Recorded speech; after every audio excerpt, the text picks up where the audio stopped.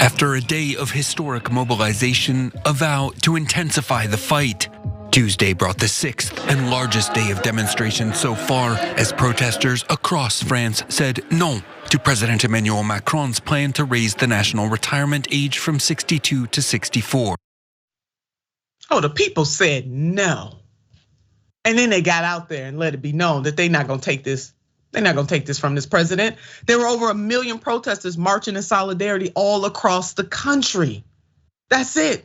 And one of the railway workers and a member of the CGT trade union, he put it best. Fabrice, this is what he said. The idea is to bring France to a standstill. You know what I'm saying, Fabrice? There it is. There it is. And that is over this president proposing to increase the retirement age in that country by 2 years. They said, oh no, brother, you're not gonna mess with our quality of life. Oh no, not on our watch, not without a fight. Oh yeah, Fabrice, I'm with you, baby. Bring France to a standstill. Rail workers of France are the ones leading the charge.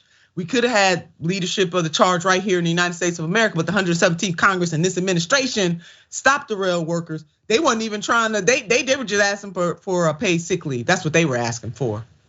Yeah, the difference, you see the difference?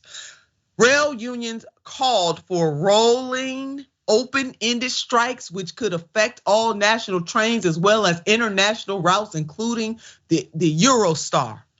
Bin collectors and truck drivers joined the action. You see that solidarity? By midday, approximately 39% of workers at the state rail operators, SNCF, were on strike. A union source told Agence France Presse the highest number since the first strike against the pension charges on January 19th. There it is. Thank you, Guardian, for that reporting. They ain't playing with these people. They just not. But it's not just the rail workers. You see that solidarity across sectors? Refinery and energy workers also took part in strikes. The CGT union said the fuel drivers from refineries across France had been blocked from Tuesday morning, which could see petrol stations running short if the protest continues. Y'all better go ahead and make it plain. And then in addition, over 60% of teachers in primary schools are expected to be on strike, according to the profession's main union, the SNP FCU. Now, Macron's retirement plan is being debated in the Senate and being hotly contested by left-wing leaders of the country. Opponents, which opinion polls suggest include a majority of French voters, say the change threatens hard-fought French rights. Left-wing lawmakers say companies and the wealthy should pitch in more to keep the system afloat. America, family and friends, ladies and gentlemen, sisters and brothers, America. We need to follow the example of the French people taking it to the streets. We need that same energy because what is happening in France could very well come to a neighborhood near us. What happens over there happens over here.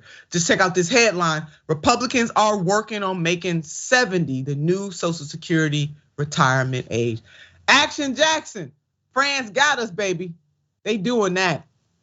Absolutely, and I think one of the bigger things that really struck me is that Democrats don't realize how easily people could protest them. Like for failing to stand up, failing to deliver on promises, for allowing a variety of different things to take place. And another important thing that we just saw about the Republicans working to raise the retirement age to 70, but they also are always talking about like, oh, it's nonsense for you to suggest that we want to do these things. Even though Mike Pence, we just talked about how he went on CNBC and talked about this, and some of the people who might enter the race are looking to cut Social Security as well, which is only going to boost Donald Trump's popularity.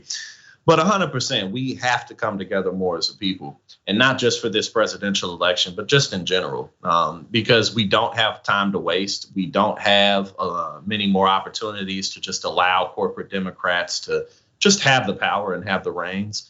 So I think that's very encouraging because, as you pointed out, it can cause chain reactions. It can, strengthen and give courage to people to do the same. So that's great to see. That part, Jackson, give courage and strengthen workers all across the world are really pretty much suffering the same fate. So we really truly are all in this together.